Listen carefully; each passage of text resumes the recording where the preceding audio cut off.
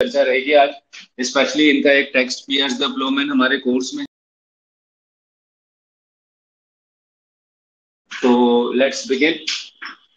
तो आज हम लोग सबसे पहले तो जो चौसर की एज के राइटर्स हैं, हमने जैसे कि देखा है कि चौसर की एज रफली स्पीकिंग फ्रॉम 1340 टू 1400 है, ठीक है। और इसके अलावा अगर हम बात करें second half of 14th century, तो हम ये देखेंगे कि जो है चौसर की एज में बहुत सारे राइटर्स थे जो कि इनके साथ साथ चल रहे थे। तो जैसे कि अगर इनके नोमेनक्लेचर हम एक डायग्राम ड्रॉ कर लेते हैं स्टार्टिंग में ही लेक्चर में, तो जैसे सबसे पहले तो जेफरी चौसर ही है, ठीक है, who is called as the courtier poet and also we know that father of English literature, ठीक है। इसके अलावा अगर हम बात करें तो हमारे इनके कंटेम्प्रेरीज में आएंगे जॉन गार, जिसको चौसर ने क्या कहा, मॉरल गार, ठीक है। जॉन गार को चौसर ने कहा मॉरल गार, ठीक है। उसके बाद फिर अगर हम थर्ड राइटर की बात करें तो जिसको हम कहते हैं father of morning star of reformation, which is John Wycliffe, ठीक है। John Wycliffe who translated for the first time the Latin Bible into English, ठीक है। तो ये क्वेश्चन बहुत आता है कि who is known as the first translator of Bible in English, so is John Wycliffe, ठीक है। फर्स्ट ट्रांसलेटर ऑफ बाइबल है इंग्लिश में, और 1380 में 1380 में इनकी जो है बाइबल पब्लिश हुई थी इंग्लिश में। जी वेरी गुड मॉर्निंग वर्षा जी, ठीक है। तो अगर हम इसमें बात करें कि वाइक्लिफ का मैंने ईयर बता दिया आपको 1380, ठीक है, 1380 when for the first time Bible was translated into English, Middle English, it was not a complete translation, ठीक है। उसके अलावा अगर हम बात करें तो हमारे जो नेक्स्ट राइटर हैं वो है वाइक्लिफ के बाद, ठीक है, विलियम लैंगलैंड, विलियम लैंगलैंड, ठीक है। तो ये आपके बहुत इंपॉर्टेंट पियर्स द प्लोमेन वाले, इन पर चर्चा रहेगी आज, स्पेशली इनका एक टेक्स्ट पियर्स द प्लोमेन हमारे कोर्स में इसी में, और इसके अलावा वैसे भी हमारे नेट में और सब एग्जाम से पूछा जाता है पियर्स द प्लोमेन पे डिटेल नोट्स लिखाने की। आज पूरा डिटेल नोट्स लिखाऊंगा। इसके बाद अगर हम बात करें तो एक है जॉन मेंडेविले, ठीक है, मैं यहाँ से निकाल लेता हूँ जॉन मेंडेविले, जिन्होंने एक वर्क लिखा था द ट्रेवल्स, या simply the travels of John Mandeville, ठीक है, Mandeville।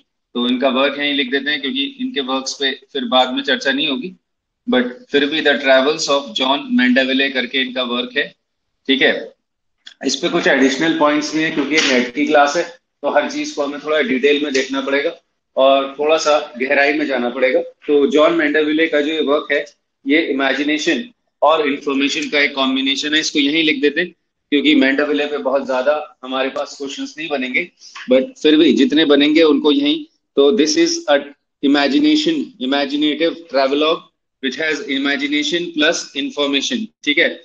इमेजिनेशन और इंफॉर्मेशन का एक वर्क है ये। इसको फिक्शनल ट्रेवलॉग भी कहा गया है, ठीक है, फिक्शनल ट्रेवलॉग। हालांकि ट्रेवलॉग नॉन फिक्शन होता है, हमेशा रियलिज्म पर ही बेस्ड होता है, बट ये क्या है, नॉन फिक्शन में ही, सॉरी, फिक्शनल ट्रेवलॉग है। और ट्रेवल्स ऑफ जॉन मेंडेविले ये जो वर्क है, ठीक है, ये लिखा गया है एंग्लो नॉर्मन फ्रेंच लैंग्वेज में, ठीक है। किस में लिखा गया है, एंग्लो नॉर्मन फ्रेंच लैंग्वेज में लिखा गया है। और ठीक है, हम जानते हैं कि इससे पहले वाली जो एज थी चौसर से पहले, वो क्या थी, एंग्लो नॉर्मन थी, जो कि एक मैंने बताया है, ऑप्शंस आएंगे वहां नेट में कि जो फ्रेंच लैंग्वेज थी एंग्लो नॉर्मन एरा में, वो अपर क्लास फ्रेंच थी, मिडिल क्लास फ्रेंच थी, या लोअर क्लास फ्रेंच थी। तो आंसर होगा मिडिल क्लास फ्रेंच, ठीक है। तो जो एंग्लो नॉर्मन फ्रेंच है, it was the French spoken by the middle class French people, ठीक है, and specially the area of Normandy, ठीक है। नॉर्मैंडी के एरिया में हम देखेंगे कि इसको बोला जाता था, ठीक है। एंग्लो नॉर्मन फ्रेंच हो गया। अब उसके बाद फिर हम आगे देखें तो एक पॉइंट और है इसमें कि ये लिखा कब गया है, 1356 से 1367 तक जो है इसका डेट ऑफ कंपोजिशन है, 1356 से 1367, ठीक है। एक मैं आपको नोटेशन बता रहा हूँ, नोटेशन मतलब शॉर्ट में हम किसी चीज को लिखते हैं तो नोटेशन कहते हैं इंग्लिश में। तो सी डॉट बता रखा है मैंने, सी डॉट पुराने बच्चों को पता होगा, अक्सर आपको डेट्स के साथ हिस्ट्री की बुक्स में या लिटरेचर की बुक्स में सी डॉट एक नोटेशन मिलता है। इसका मतलब होता है सिरका, CIRCA, लैटिन वर्ड है सी डॉट, इसको नोट कर लेना, कहीं पर बॉक्स कर लेना। जो इस तरह के एडिशनल पॉइंट्स हैं उनको मेन नोट्स में नहीं, कहीं पर बॉक्स बना के, या of the old English, middle English, तो हम सी डॉट लगा दें अप्रोक्सीमेटली। ठीक है, आजकल व्हाट्सएप स्टेटस में भी मैंने देखा कई लोग, कई बच्चे इंग्लिश के स्पेशली लगाते हैं सी डॉट। जैसे आपने लास्ट ईयर कहीं विजिट करने गए, आपको डेट याद नहीं है, आपने लिख दिया सिरका 2024। ठीक है, so that is somewhere in 2024, so it's a way of, you can say, telling. Okay, 1356 से 1367 के बीच में ये वर्क लिखा गया है, नॉर्मन, एंग्लो नॉर्मन फ्रेंच में, ट्रेवल्स, ठीक है, बाय जॉन मेंडेविले। और कई बार इस वर्क का एक दूसरे राइटर को भी ये एट्रीब्यूट किया जाता है, और वो हैं, इनका नाम लिख लेते हैं, फ्रेंच हिस्टोरियन थे ये 14th सेंचुरी के, ठीक है, gene D ओट्रीमाउस, O-U-E-U-T, sorry, O-U-T-R-E, O-U-T-R-E, ठीक है, M-O-U-S-E, M-O-U-S-E, Jean de O-U-T-R-E-M-O-U-S-E, Jean de Outremeuse. ठीक है, ये क्या है मैंने बताया, is this work the travels खाली कहा जाएगा, फिर इसको the travels is sometimes also attributed to, ऐसे लिखना, जीन डे ऑट्रेमाउस। तो कभी कभी ट्रेवल्स में एक कॉन्फ्लिक्टिंग इंफॉर्मेशन है, ये वर्क मेंडेविले ने नहीं लिखा है, ये वर्क किसने लिखा है, एक फ्रेंच हिस्टोरियन है, जीन डे ऑट्रेमाउस ने लिखा है। ठीक है, so this is a point of confusion. तो ठीक है, हम लोग को अगर आएगा कि who has written the Travels, तो आप पहला ऑप्शन तो मेंडेविले लेंगे, अगर मेंडेविले नहीं होगा तो आप जीन डे ऑट्रेमाउस कर लेंगे। ठीक है, और टाइम पीरियड मैंने आपको बता दिया। ठीक है, तो ये आपका आ गया मेंडेविले के बारे में। ठीक है, और फिर अगर हम बात करें तो इसमें एक और जो है हमारे आ जाते हैं राइटर, और वो है जॉन बार्बर। ठीक है, तो एक राइटर और ऐड हो जाते हैं इसमें, John barber, B-A-R-B-O-U-R, sorry, John barber. इनको क्या बोला जाता है, इन्होंने लिखा एक वर्क ब्रूस, द ब्रूस, ठीक है, which is called as the first national epic of Scotland. The Bruce is called as the first national epic of Scotland. पक्का आ सकता है मैच द फॉलोइंग में, जॉन बार्बर का ब्रूस, माइनर ऑथर है age of Chaucer. तो अब अगर हम इसको काउंट कर लें तो हमारे पास है 1 2 3 4 5 6 ऑथर्स हैं हमारे पास मेजर, जो एज ऑफ चौसठ में हमें देखने को मिलता है। तो let us look at them one by one. ठीक है, 6 ही होंगे, 3 4 5 6, और अगर आप जीन डी ऑट्रीमाउस को मिला लें तो 7, बट ये ऑब्वियसली फ्रेंच राइटर है तो इनको काउंट नहीं करेंगे हम।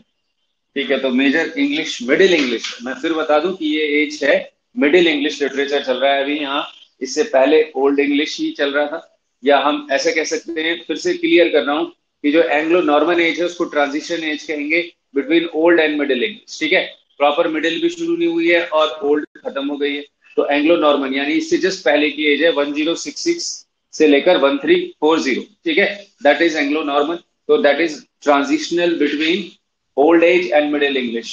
ठीक है, और अब ये जो है मिडिल इंग्लिश लिटरेचर यहाँ से प्रॉपर शुरू हो गया है। ठीक है, तो अब हम इन राइटर्स के बारे में लिखने से पहले कुछ 2-3 पॉइंट्स, सम की पॉइंट्स करके लिख लेंगे, फिर हम इंडिविजुअली देखेंगे इन राइटर्स को। ठीक है, तो कुछ की पॉइंट्स इस एज के जो हैं वो क्या है, की पॉइंट्स आप ऐसे भी लिख सकते हैं, लिटरेरी कंटेक्स्ट। ठीक है, लिटरेरी कंटेक्स्ट लिख सकते हैं एज ऑफ चौसर के। तो सबसे पहला लिटरेरी कंटेक्स्ट है, मैं ऊपर हेडिंग भी ले ले रहा हूं, साहित्यिक पृष्ठभूमि। ठीक है, यानी कि हम देख सकते हैं कि साहित्य के प्रसंग में, अभी मैंने सोशल हिस्ट्री बता दी थी इसकी, और हमने इसके जो है टाइम लाइन्स को कल देख लिया था। आज हम लिटरेरी कंटेक्स्ट को देख रहे हैं। तो सबसे पहला जो हमारा पॉइंट आता है इसमें आता है राइज ऑफ, ठीक है, वर्नैकुलर लिटरेचर, वर्नैकुलर लिटरेचर। ठीक है, तो मिडिल इंग्लिश जो है लिटरेचर का जो वर्नैकुलर है वो उसका राइज हम देखते हैं। तो वर्नैकुलर का मतलब क्या होता है, रीजनल, क्षेत्रीय। ठीक है, तो जो रीजनल लैंग्वेज का जो राइज है इंग्लैंड में, जैसे अलग अलग एरियाज हैं, ठीक है, तो रीजनल जो लैंग्वेज है हर एरिया की अलग अलग है।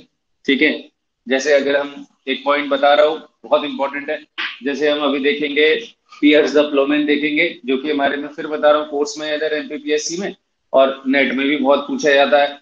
कैंटरबरी टेल्स से ज्यादा क्वेश्चन अब इससे बनने लग गए हैं। पियर्स द प्लोमन, जो कि आपका लैंगलैंड ने लिखा है, तो वो मेलबर्न हिल्स पर है। अभी हम लिख लेंगे ये सब चीजें, आप सुन लें।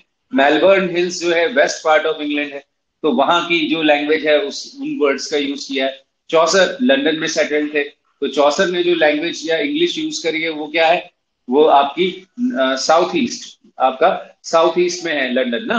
तो मैंने आपको मैप में बताया है, बार बार मैप आपको याद रखना है पूरे। ये ग्रेट ब्रिटेन का मैप है, जो चोंच है ऊपर वाला हिस्सा ये स्कॉटलैंड है, ठीक है। और डब्ल्यू से वेस्ट और डब्ल्यू से वेल्स, ये वाला जो हिस्सा है ये वेल्स है, ठीक है। ये जो बचा रह गया पूरा, ये आपका क्या है, ये इंग्लैंड है पूरा, ठीक है। ये क्या है बेटा, इंग्लैंड है।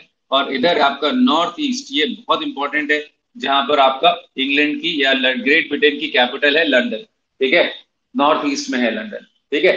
अब जो है आपका वेल्स, ये पूरा जो है डॉटेड एरिया इंग्लैंड, ऊपर हो गया स्कॉटलैंड, और यहाँ पर कहीं हो गया आपका आयरलैंड। यहाँ पर अलग से जो एक पीस ऑफ लैंड है, दैट इज आयरलैंड, ठीक है। तो ये सब मिलके ग्रेट ब्रिटेन बनता है। हालांकि मैंने अभी बताया था कि आयरलैंड का भी अब दो हिस्से हो गए हैं, नॉर्थ आयरलैंड और आयरलैंड, ठीक है। तो जो नॉर्थ आयरलैंड है वो ग्रेट ब्रिटेन का पार्ट है, और जो खाली आयरलैंड है अब वो ग्रेट ब्रिटेन में नहीं आता। बट इन जनरल हम ग्रेट ब्रिटेन में आयरलैंड को भी ले लेते हैं, इन जनरल कॉमन मैन में, लैंग्वेज में। और स्कॉटलैंड तो है ही अभी भी, वेल्स है ही, ये सब अलग अलग कंट्रीज भी हैं, ठीक है। और इंग्लैंड है। तो यहाँ पर पोइट्स कॉर्नर है लंदन में, जहां पर चौसर को बरी किया गया, और हमारे लिए सबसे पहले ऐतिहासिक कवि हैं। तो हम देखते हैं कि वेस्टमिंस्टर एबे और पोइट्स कॉर्नर, ये दोनों ट्रेडिशनली लिटरेचर के स्टूडेंट के लिए हिस्टोरिकल साइट्स हैं, जो कि लंदन में है, जिसकी लोकेशन मैंने आपको बता दी, नॉर्थ और सॉरी साउथ और ईस्ट। साउथ में जाएं और फिर थोड़ा ईस्ट को चले जाएंगे, तो आपको commercial capital, city, country capital, सब कुछ आपको मिलेगा लंदन, ठीक है। तो ये मैं क्यों बता रहा था आपको, क्योंकि वर्नैकुलर लिटरेचर का जो राइज है, उसका मतलब मैंने आपको बताया रीजनल लिटरेचर। अब आपके नेट में एक क्वेश्चन पूछा गया है कि वर्नैकुलर का मतलब क्या होता है, तो इसको वैसे ट्रेडिशनली बोला जाता था लैंग्वेज ऑफ सर्विस, ठीक है। आप लिख सकते हैं, आपके नेट में एक क्वेश्चन है। तो इंडियन गवर्नमेंट ने इसको, इस वर्ड को हटा दिया था आजादी के बाद, और उन्होंने क्या कहा है इसको, भाषा साहित्य। तो वर्नैकुलर का एक मतलब क्या कहते हैं हम, लैंग्वेज ऑफ सर्वेंट्स कह देते हैं, जो ब्रिटिश कंटेक्स्ट में है, तो थोड़ा सा इंफीरियर टर्म है, ठीक है। लेकिन हम लोग रीजनल के सेंस में समझेंगे। सेकंड पॉइंट अगर हम देखें तो हम क्या देखेंगे भाई, सेकंड पॉइंट हम देखेंगे middle English as standard English. धीरे धीरे हम देखते हैं कि जो मिडिल इंग्लिश है वो एक स्टैंडर्ड इंग्लिश के तौर पे भी चौसर की कैंटरबरी टेल्स के स्पेशली हम देखते हैं कि बनने लग जाती है, ठीक है। अब यहाँ पर कौन बता रहा है मुझे, मिडिल इंग्लिश में कौन सी डायलेक्ट थी जो कि स्टैंडर्ड डायलेक्ट को उन्होंने अडॉप्ट किया चौसर ने? ये क्वेश्चन तो बहुत ही इंपॉर्टेंट है। नहीं, हाँ भाई तुम लोग बताओ, वर्षा, मुकेश सर, पूजा जी, आप लोग ऑफलाइन में, which dialect was adopted by Chaucer as a standard dialect which came to be known as the middle English dialect, ठीक है। ये आंसर आना चाहिए था आप लोग को, जिसने पढ़ा है पहले, ईस्ट मिडलैंड। ईस्ट मिडलैंड, ठीक है। ईस्ट मिडलैंड क्या है, डायलेक्ट है, जिसको कि चौसर ने अडॉप्ट किया। 5 स्टार क्वेश्चन है आज की क्लास का, बहुत बार क्वेश्चन पूछा है आपके exams. East Midland is the name of the dialect which was adopted by Chaucer, ठीक है, एज अ स्टैंडर्ड लैंग्वेज। और यही डायलेक्ट क्या बन गई फिर बाद में, ऑब्वियसली मिडिल इंग्लिश लैंग्वेज बन गई। What is the difference between dialect, इसको आप लिख लेंगे, डायलेक्ट है। डायलेक्ट मतलब बोली जो लिपिबद्ध नहीं है, ठीक है, जिसको हम लिपि में नहीं ढाल सकते, उसको हम बोली कहते हैं, डायलेक्ट। और वही जब उसकी हम लिपि बना दें, यानी कि अक्षरों की बनावट, स्क्रिप्ट कह सकते हैं, तो वो क्या बन जाती है, लैंग्वेज, ठीक है। तो लैंग्वेज में दो चीजें आती है, साइन और साउंड। साइन और साउंड, साइन माने SIGN वाला साइन, ठीक है। साइन और साउंड से मिलकर क्या बनती है, लैंग्वेज। और अगर खाली साउंड साउंड है तो वो डायलेक्ट है। जैसे हम लोग कुमाऊनी को कह सकते हैं डायलेक्ट है, हालांकि उसको हिंदी लिपि या देवनागरी लिपि में लिखा जा रहा है। हिंदी की जो लिपि है वो देवनागरी है, संस्कृत की जो लिपि है वो देवनागरी है, इंग्लिश लैंग्वेज की जो लिपि है, स्क्रिप्ट है, वो क्या है, रोमन, ठीक है, जिसको हम लातिन भी बोलते हैं। लातिन या रोमन एक ही चीज है, यानी कि लातिन भाषा पहले लिखी गई होगी, उसके जो वर्ण हैं, वर्ण और शब्द में आपको डिफरेंस क्लियर होगा। वर्ण क्या है? लेटर्स। और शब्द क्या है? वर्णों के समूह जो कि एक सार्थक अर्थ देते हैं, यानी कि एक रेलेवेंट मीनिंग देते हैं, वो क्या बनते हैं? वर्ड। और उन वर्ड से हम क्या बनाते हैं? सेंटेंस। और इवेंचुअली हमारी लैंग्वेज डेवलप होती है। ठीक है, तो ये बेसिक कॉन्सेप्ट बिल्कुल क्लियर रखेंगे, तब आगे पढ़ने में मजा आए। ठीक है, तो हम आगे बढ़ते हैं फिर। तो ईस्ट मिडलैंड डायलेक्ट को मिडिल इंग्लिश के स्टैंडर्ड इंग्लिश में किसने यूज किया? अगर ये क्वेश्चन मैंने लिखा नहीं है, उसको चौसर ने इसको स्टैंडर्डाइज किया अपने वर्क कैंटरबरी टेल्स से। तो फीचर्स में तीसरा पॉइंट आएगा आपका, हम देखते हैं इमरजेंस ऑफ प्रिंटिंग प्रेस। ठीक है, हालांकि अभी 14th सेंचुरी चल रही है, बट प्रिंटिंग प्रेस की सुगबुगाहट हमें यहाँ से दिखाई देने लग गई थी। और आगे जाके हम देखते हैं कि 15th सेंचुरी में प्रिंटिंग प्रेस का राइज है। ठीक है, तो ये जो है आपके तीन इंपॉर्टेंट पॉइंट्स हैं जो हम कह सकते हैं कि लिटरेरी कंटेक्स्ट है चौसर की समाज। अच्छा, तीन क्या, दो पॉइंट और ऐड करते हैं इसमें, तीन मैंने लिख दिए। चौथा आपका पॉइंट आएगा जो लिटरेरी कंटेक्स्ट में आप देखेंगे। ठीक है, राइज ऑफ कॉमनर्स। ठीक है, कॉमनर्स का राइज देखेंगे आप। कॉमनर्स मैंने आपको बताया कि जो समाज का सबसे निचला हिस्सा था, ठीक है, जो कि आपका जो कि मैंने बताया था कि वेरियस वर्क्स करते थे, जैसे कॉबलर थे, कारपेंटर थे, ठीक है, और हेबरडेशर है, डायर है, मिलर है, ये सारे के सारे कैरेक्टर्स चौसर ने कैंटरबरी टेल्स में दिखाए। और फिर मैंने आपको बताया है ये कि इस एज का जो सबसे बड़ा रिमार्केबल टेक्निकल फीचर है वो क्या है? रियलिज्म, जो चौसर का भी फीचर है। और सबसे इंपॉर्टेंट है रस्टिक, ये अर्दी ह्यूमर, जिसको मैंने कल फार्स बताया था। आप खाली ह्यूमर लिख सकते हैं, तो रस्टिक ह्यूमर भी लिख सकते हैं। Realism and rustic humour. ठीक है, रियलिज्म का एक क्वेश्चन मैं आपको फिर बता दूं कि मेरे से भी एमपीपीएससी असिस्टेंट प्रोफेसर में पूछा गया था अभी रिसेंटली। और इसके अलावा मैंने कई जो एग्जाम्स निकाले या दिए या कई बच्चों को जो गाइड किया, उसमें ये क्वेश्चन बार बार बनता है कि रियलिज्म का एक्चुअल में अर्थ क्या है। तो रियलिज्म का बिल्कुल आपको, अब अगर आपको मीनिंग लिखना हो एज अ मूवमेंट कह रहा हूं मैं यहाँ पर, तो रियलिज्म क्या है? अनकॉम्प्रोमाइजिंग, अनकॉम्प्रोमाइजिंग, ठीक है, फिडेलिटी टू इवेंट्स। फिडेलिटी मतलब होता है लॉयल्टी। ठीक है, अनकॉम्प्रोमाइजिंग मतलब जिसमें कोई भी आप समझौता करने को तैयार ना हो। ठीक है, uncompromising fidelity to events is called as realism. ठीक है, यानी कि जब आप, फिडेलिटी का मतलब यहाँ पर लॉयल्टी या इमिटेशन से है, यानी कि जो वास्तविक घटनाओं को एज इट इज जब दिखा दिया जाए, बिना किसी भी लाग लपेट के, बिना किसी भी ट्विस्ट एंड टर्न्स के, तो that is called as realism. और रियलिज्म में एक खास बात है कि रियलिज्म हमेशा बिटर होगा, शॉकिंग होगा, पेसिमिस्टिक होगा। ठीक है, अगर हम रियलिज्म की बात करें तो जनरली वो बिटरली पेसिमिस्टिक होगा, शॉर्ट में पेसिमिस्टिक होगा। ठीक है, इसका ऑपोजिट अगर हम कहें तो वो रोमांटिसिज्म होता है। ठीक है, रोमांटिसिज्म क्या होता है? ऑप्टिमिस्टिक होगा। रोमांटिसिज्म का मतलब लव से नहीं है लिटरेचर में, रोमांटिक का मतलब है ऑप्टिमिस्टिक, इमेजिनेटिव, और रियलिज्म का मतलब है पेसिमिस्टिक, डार्क, स्टार्क। ठीक है, फुल ऑफ हार्श रियलिटीज, ये पेसिमिज्म से मतलब है। और लिटरेचर में रियलिज्म का मूवमेंट कब आया? अगर आपसे कोई पूछता है तो आप बोलेंगे sir second half of 19th century. Technical question ये है, अमेरिका या अमेरिकन लिटरेचर में आया है रियलिज्म एज ए मूवमेंट। ठीक है, एज ए एज कह सकते हो आप, एज ऑफ रियलिज्म कह सकते हो आप, लिख लेना इसको। 1865 से 1901 तक या 1900 तक का जो पीरियड है, अमेरिकन लिटरेचर भी लिख लेना। ठीक है, इसको रियलिज्म कहा गया है स्पेशली अमेरिकन लिटरेचर के कंटेक्स्ट में। फिर वही चीज ब्रिटेन में भी हो जाती है। ठीक है, समझ में आ गई बात? तो ये आपका, लेकिन यहाँ पर जो चौसर का रियलिज्म है वो किस कंटेक्स्ट में है? चौसर का जो रियलिज्म है वो है जो है, इनसे पहले के जो राइटर्स थे वो क्या थे? आइडियलिस्ट थे। ठीक है, वो रियलिटी को एज इट इज नहीं बताते थे, रियलिटी को ग्लोरीफाई करते थे। यानी कि Chaucer's realism was in reaction to, या it was a reaction against, किसके अगेंस्ट में रियलिज्म आया, यही तो पढ़ना है हमें। ठीक है, it was a reaction against didacticism, main word आ गया डाइडेक्टिसिज्म। चौसर से जो पहले की एजेस थी या लिटरेचर था वो डाइडेक्टिक इन नेचर था। क्या होता है डाइडेक्टिक? Morally educate. ठीक है, नैतिक रूप से शिक्षाप्रद। ठीक है, यानी कि बहुत ज्यादा नैतिकता की बातों से भरा हुआ था। चौसर ने इसको तोड़ा और उन्होंने जो है समाज की कड़वी सच्चाई को सामने से एज इट इज रख दिया। इसीलिए हम कहते हैं कि चौसर का रियलिज्म जो लिटरेचर है वो क्या है, आंखें खोलने वाला है। It was an eye opener. ठीक है, ठीक है, ये कुछ की वर्ड्स मैं आपको बताते जा रहा हूँ।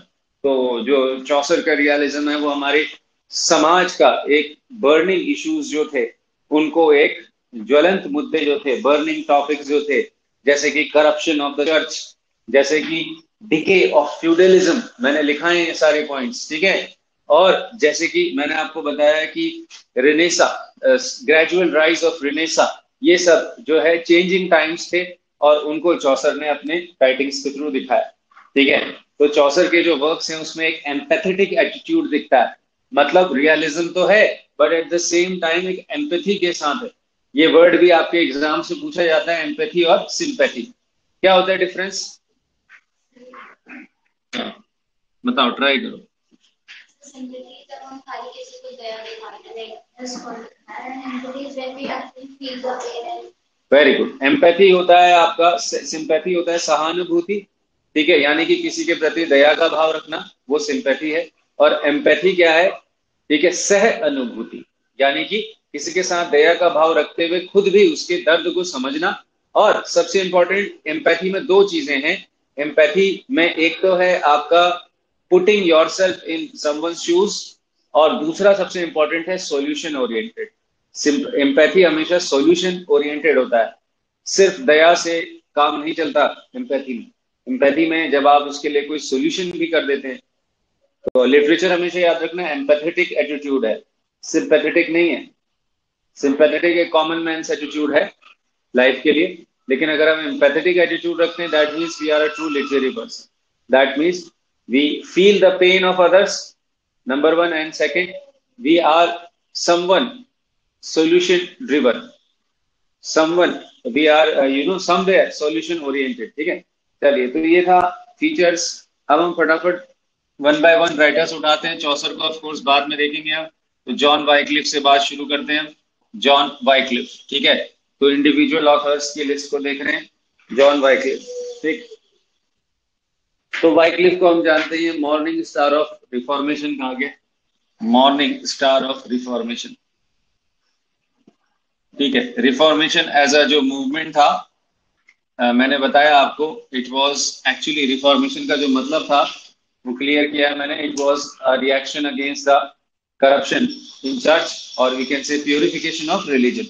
रिफॉर्मेशन को हम क्या कहते हैं? Purification of religion. ठीक है, दो वर्ड्स बार बार आएंगे, रिनेसा और रिफॉर्मेशन। रिनेसा मतलब ह्यूमनिज्म है, सेक्युलर वैल्यूज है। ठीक है, और मैंने क्या बताया, रिवाइवल ऑफ आर्ट्स है। और रिफॉर्मेशन का मतलब क्या है? प्योरिफिकेशन ऑफ रिलीजन है। ठीक है, जो रिलीजन में जो करप्शन हो गया था उसके विरोध में, जो उसको सही करने की जो मूवमेंट्स थे, उनको हम एक वन वर्ड में रिफॉर्मेशन क्या देते हैं। ये it's a very vast and very topic, and it includes writers like Martin Luther king of course, and जिसे मैंने बताया कि जॉन वाइक्लिफ उसमें आ जाएंगे। ठीक है, बहुत सारे राइटर्स आप आगे नेसा में रिफॉर्मेशन में देखेंगे। तो खैर, इन्होंने फर्स्ट ट्रांसलेशन ऑफ बाइबल किया था। तो मैंने 1380 लिखा था, 1382 कर देना इसको। ठीक है, 1382 में इन्होंने क्या किया है, यही क्वेश्चन बार बार बनेगा। ठीक है, completed the translation of Bible. ठीक है, इन्होंने जो है बाइबल का ट्रांसलेशन कंप्लीट किया, completed the translation of Bible. तो क्वेश्चन ये बनेगा कि इन्होंने ओरिजिनल कौन सी सोर्स से लिया था बाइबल को? किससे लिया था? वलगेट्स बाइबल। ठीक है, इन्होंने जो इसके लिए बाइबल का जो सोर्स लिया था वो वलगेट, एक राइटर है, वलगेट की जो बाइबल है, वलगेट्स बाइबल, उसको लिया था। ठीक है, वलगेट की बाइबल को उन्होंने सोर्स लिया था। वलगेट एक लातिन लैंग्वेज के राइटर। ठीक है, वलगेट्स बाइबल। बट ओरिजिनली बाइबल किस में लिखी गई है? ओरिजिनली, साइड नोट बन जाएगा, जो बाइबल है वो ज्यूज की जो लैंग्वेज है, हिब्रू में लिखी गई है, हिब्रू में। और हिब्रू में बाइबल को कहा जाता है तनक। बहुत इंपॉर्टेंट क्वेश्चंस बाइबल से तो बनते ही है ना आपके। तनक, TANAKH, हिब्रू लिख लेना, लैंग्वेज ऑफ जूज है, यहूदियों की भाषा है। ठीक है। इस समय यहूदियों का बसाया हुआ देश कौन सा है? इजराइल। ठीक है, इजराइल। कौन सा तानाशाह था जिसने हिब्रू ज्यूज को मार दिया था? हिटलर, है ना। Hitler committed genocide, mass killing of Jews. ठीक है, eventually leading to the second world war. Very sad story. But coming to the topic again, Bible, Hebrew, Tanakh.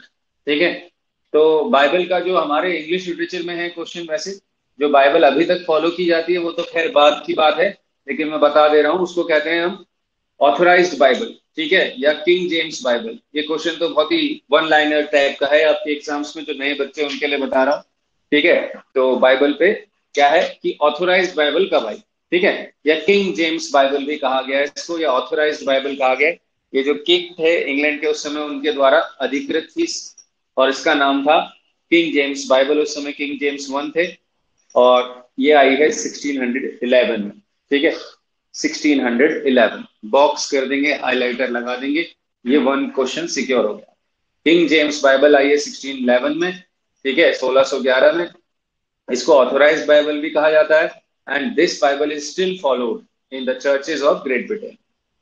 ठीक है, बट यहाँ पर मैं 1382 वाली बाइबल की बात कर रहा हूँ। ठीक है, दोनों पॉइंट्स क्लियर कर दिए। ऑनलाइन में भी क्लियर हो रहा है बेटा सब लोगों को, ऑनलाइन वाले बच्चों को भी ना। ठीक है, तो इनका जो बाइबल का ट्रांसलेशन था वो किसने कंप्लीट किया, एक क्वेश्चन आ रहा है। सीधे वन लाइनर्स दिखाते जा रहा हूं मैं। तो निकोलस पर्वे करके एक राइटर थे, उन्होंने, जो कि इनके फॉलोवर थे, ठीक है, उन्होंने इस बाइबल को कंप्लीट किया। Nicholas Purvey, PURVEY। ठीक है, Nicholas Purvey completed the translation, left incomplete by, short में लिखा करो। ठीक है, Nicholas Purvey completed the translation of Wycliffe, इस तरीके से। और इनके जो फॉलोअर्स थे, इनके जो वाइक्लिफ के जो फॉलोअर्स थे, जिनको क्या कहा गया है, क्वेश्चन बार बार आ रहा है आपका, लोलार्ड्स। कैपिटल दे दे रहा हूं, हाईलाइटर ले, Lollards. Purvey was also a Lollard, LOLLARD। Lollards were the wandering preachers of Bible by Wycliffe. Wandering preachers, घूम घूम कर बाइबल की टीचिंग्स को लोगों तक पहुंचाने का काम करते थे। ठीक है, वॉन्डरिंग प्रीचर्स ऑफ बाइबल। ठीक है, वाइक्लिफ ने जो बाइबल दी थी उसको घूम घूम कर लोगों तक पहुंचाने का काम। इनको इस सेंस में क्या कहा गया है, फर्स्ट प्रोटेस्टेंट्स ऑफ यूरोप कहा गया, सॉरी ऑफ इंग्लैंड कहा गया। प्रोटेस्टेंट मतलब मैंने आपको बताया, कोई भी वह ईसाई संप्रदाय जो रोमन कैथोलिक्स का विरोध करता था, उसको क्या कहा गया है, प्रोटेस्टेंट्स।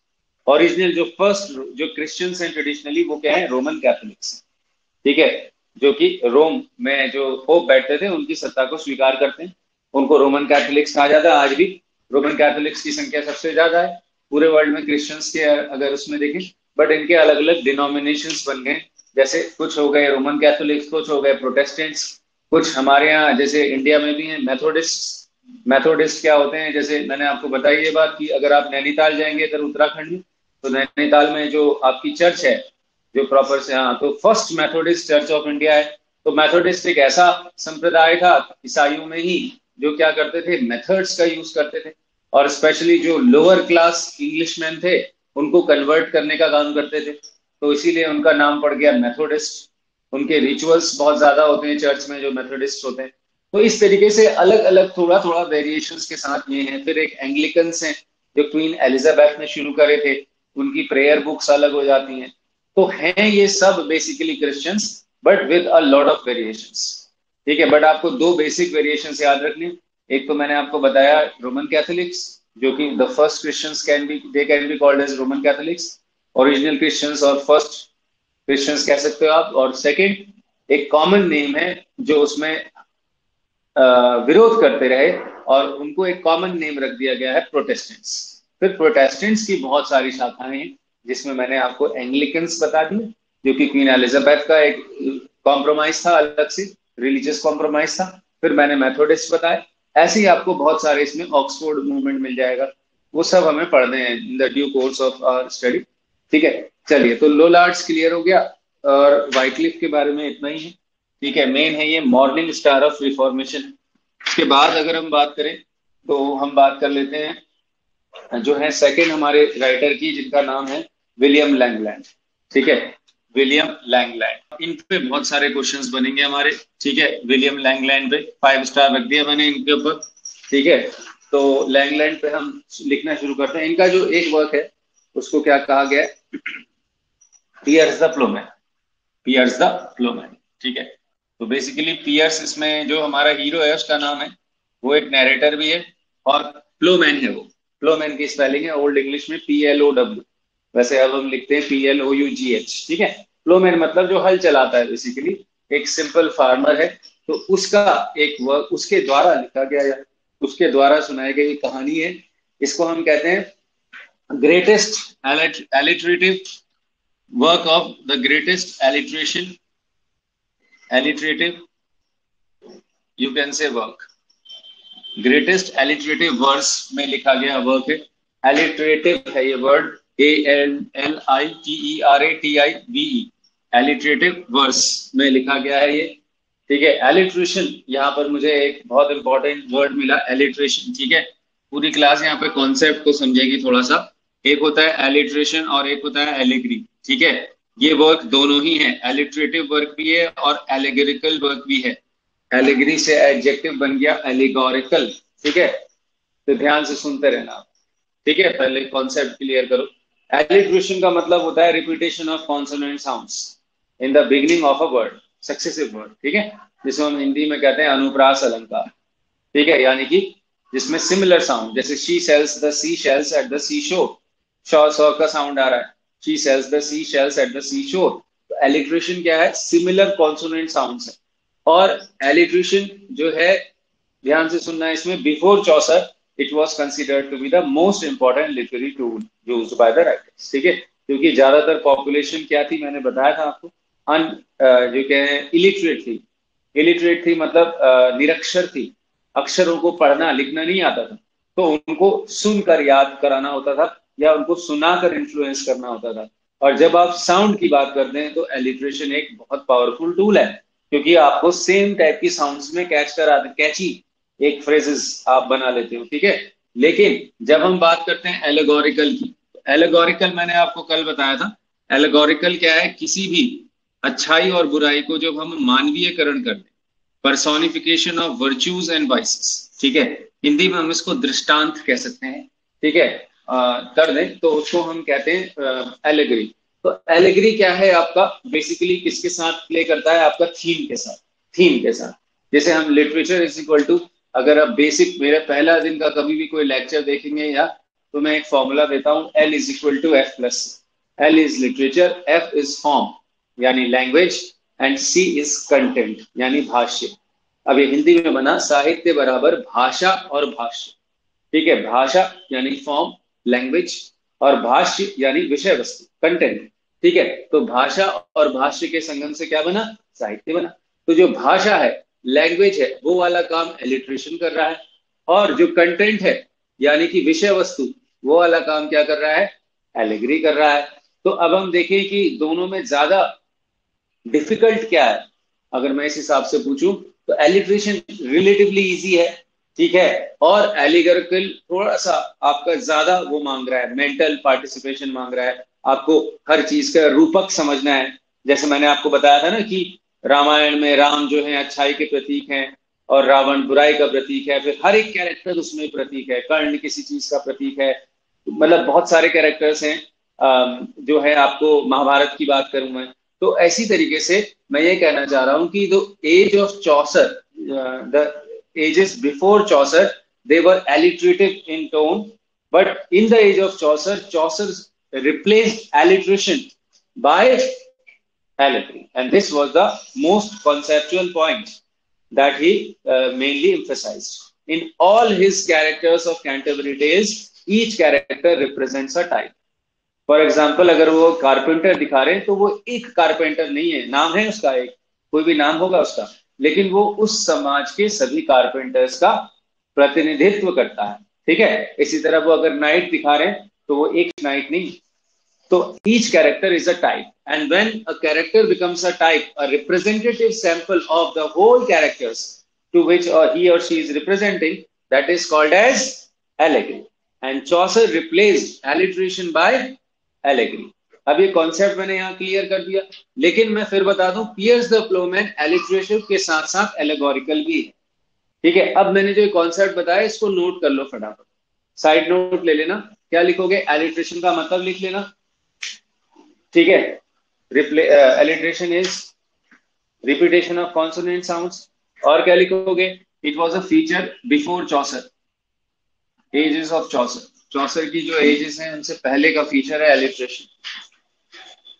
कॉन्सेप्ट नोट बना के बॉक्स कर देना, हेल्प करेगा बहुत ये टॉपिक, ये जो पॉइंट क्लियर किया। और in the age of Chaucer ऐसे लिख लेना, he replaced alliteration with allegory which was based on content। ठीक है, which was based on content। Online में समझ में आ रहा है? हाँ, दैट्स द करेक्ट। REPETITION, ए नहीं आएगा, ठीक है, और 2 बार TITI आएगा, REPETITION।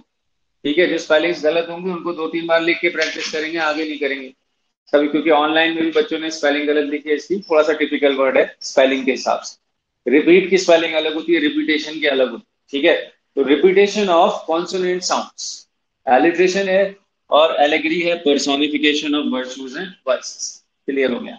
तो मैंने आपको बताया Piers the Plowman greatest alliterative words, it is also greatest तो नहीं कहूंगा but a great allegorical work as well. ठीक है, ये एक एलेगोरिकल वर्क भी है और एलिटरेटिव वर्ड्स भी है।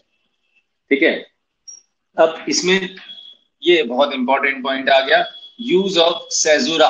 आपके तो नेट में बहुत बार ये वर्ड पूछा है, सेजुरा, CAESUR। ठीक है, क्या है सेजुरा? नीरज भाई ट्राई करो। ठीक है, long pause in the middle of a line. Note करेंगे बेटा, मैं लिखने रहा हूं, long pause in the middle of an alliterative line. ठीक है, हाईलाइटर कर देंगे, अंडरलाइन कर, long pause in the middle of an alliterative line. तो अब इसमें आते हैं, हम इसका थोड़ा सा प्लॉट लिख लेते हैं। प्लॉट करके लिखिए। मैंने आप लोगों को प्लॉट और स्टोरी के बीच का डिफरेंस बताया। टेक्निकल पता होना चाहिए, लिटरेचर के स्टूडेंट हैं आप। ठीक है, प्लॉट क्या होता है, जिसको हम कह सकते हैं कि plot is we can say the non linear sequence of events. ठीक है, जनरली प्लॉट में क्या होगा, जो इवेंट्स हैं वो नॉन लीनियर वे में अरेंज होंगे।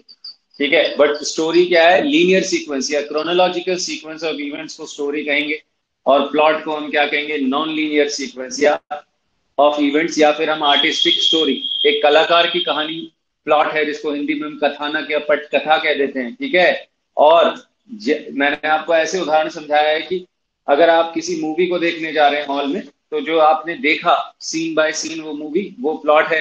ठीक है, और अब जब आप बाहर आए तो आपने अपने किसी फ्रेंड्स ने पूछा आपसे कि भाई आप इसका क्या स्टोरी है इस मूवी की, तो अब आपको सीन बाय सीन याद नहीं है, आपने एक लीनियर वे में, क्रोनोलॉजिकल वे में नरेट कर दी बहुत शॉर्ट में, तो वो आपने स्टोरी बताई है, लेकिन आपने देखा प्लॉट है। ठीक है, तो प्लॉट का मतलब हम कहते हैं, इंग्लिश में बहुत मुहावरे बने इस वर्ड से, you have miss the plot, मतलब आपने स्टोरी का एसेंस मिस कर दिया, या व्हाट इज द प्लॉट। ठीक है, तो प्लॉट का मतलब है एग्जैक्टली वही दृष्टांत, वही दृष्टि जो आपको लेखक दिखाना चाह रहा है। ठीक है, वो स्टोरी का वो मैसेज जो वो आपको पढ़ाना चाह रहा है। अब आपके ऊपर है कि आप उसको पढ़ पा रहे हैं या नहीं, या कई बार कॉम्प्लिकेटेड प्लॉट हो जाते हैं जिससे स्टोरी वीक हो जाती है और मूवी फ्लॉप हो जाती है। तो प्लॉट एक आर्टिस्ट की कहानी भी कहा गया है इसको। और ऐसा हम क्यों करते हैं कि कहानियों में घटनाओं का जो क्रम है वो आगे पीछे हम क्यों दिखाते हैं? What is the purpose? To make the story look appealing, attractive, ठीक है, एंगेजिंग। मेन पॉइंट है एंटरटेनिंग। ठीक है, क्योंकि आप प्लॉट जब लिख रहे हैं तो वो स्टोरी की तरह नीरस नहीं है, फीका नहीं होना चाहिए, उसमें क्या है, ट्विस्ट एंड टर्न्स होने चाहिए। तो ट्विस्ट एंड टर्न्स, खासकर डिटेक्टिव स्टोरीज का plot is very, you can say, difficult to get to get to, because by the time you think one thing is going to happen, the another thing happens. So ये main difference याद रखना कि plot क्यों create करता है एक artist या writer या प्ले राइट, क्यों? Because you want to make the story engaging, pleasureful, ठीक है, एंटरटेनिंग। ठीक, तो इसीलिए इसको कलाकार की कहानी कहा गया। तो प्लॉट हम लिख रहे थे इसका, हालांकि ओल्ड इंग्लिश या मिडिल इंग्लिश में प्लॉट्स सिंपल ही होते हैं, बट फिर भी मैंने आपको ये पॉइंट टेक्निकल क्लियर कर दिया। तो प्लॉट लिखेंगे, लॉन्ग विल इसका ड्रीमर है, इसमें जो मेन कैरेक्टर है उसका नाम क्या है, long will, LONG, long will, WILL, long will, ठीक है, is the dreamer. Long will watches a series of dreams, watches a series of dreams called as visions. इनको क्या कहा गया है ड्रीम्स को, called as visions. visions underline होगा, inverted comma highlight, called as visions, divided into, ठीक है, पैसेस। अब एक लैटिन वर्ड आया पैसेस, PASSUS, आएगा एक क्वेश्चन, PASSUS, पैसेस, पैसेस मीन्स स्टेप्स, सीढ़ियां, ठीक है, इनको पैसेस कहा गया है। टोटल कितने इसमें है, तो अब इसका इसी में आगे लिखेंगे, the work has 3 parts, work के 3 पार्ट्स हैं, ठीक है, डायग्राम जैसे बना सकते हैं। फर्स्ट पार्ट प्रोलोग कहा गया है, प्रोलोग, ठीक है, ऐसे करके आप 3 लाइंस खींच सकते हैं। पहला पार्ट प्रोलोग है, ठीक है, और फिर दूसरा जो पार्ट है उसका क्या नाम है, ठीक है, उसमें फिर आपके विजन्स हैं, ठीक है, और जनरली जो है इसमें 8 विजन्स हैं, कई जगह पर 7 है, मैं 8 ले रहा हूं उसमें, क्योंकि इस वर्क के 3 टेक्स्ट हैं, 3 वर्जन्स हैं, अभी 20 पैसेज हैं, ठीक है। तो ये प्रोलोग है, एक इसमें 8 विजन्स हैं और 20 पैसेज हैं। इट हैज 3 वर्जन्स, इस वर्क के 3 वर्जन्स हैं, मतलब 3 वर्जन समझ रहे हो आप, 3 संस्करण हैं, अलग अलग वेराइटी हैं, और इनको क्या कहा गया है क्रिटिक्स ने, A टेक्स्ट, B टेक्स्ट और C टेक्स्ट, इनको क्या कहा गया है, A टेक्स्ट, B टेक्स्ट और C टेक्स्ट करके कहा गया है। 3 वर्जन्स हैं इसके, 3 पार्ट्स नहीं है, मैं फिर बता दूं, पार्ट्स तो ये हैं 3, लेकिन 3 वर्जन्स है, मतलब 3, मतलब इसकी 3 मैन्युस्क्रिप्ट्स हैं। ओरिजिनल जो वर्क है उसमें डाउट है, डाउटफुल ऑथेंटिसिटी का है वर्क, ठीक है, वैसे तो लैंगलैंड ने लिखा है, और लेकिन जो इसको एडिट किया है मॉडर्न वर्जन, इसका जो एडिटर है उनका नाम पूछा जा सकता है, WW स्कीट, SKEEAT, नेट के लेवल के नोट से थोड़ा डिटेल बनेंगे भाई। WW स्कीट ने 1867 में इसका A टेक्स्ट का वर्जन निकाला, फिर उसके बाद इन्होंने इसका B टेक्स्ट का एडिट कब करके निकाला 1869 में, और फिर C टेक्स्ट कब आया 1873 में। बट अब ये ऐसे बॉक्स कर रहा हूं, जो B टेक्स्ट है उसको मोस्ट एक्सेप्टेबल वर्जन कहा जाता है, जो B टेक्स्ट है बेटा उसको मोस्ट एक्सेप्टेबल वर्जन कहा जाता है, ठीक है। तो अब कंटिन्यू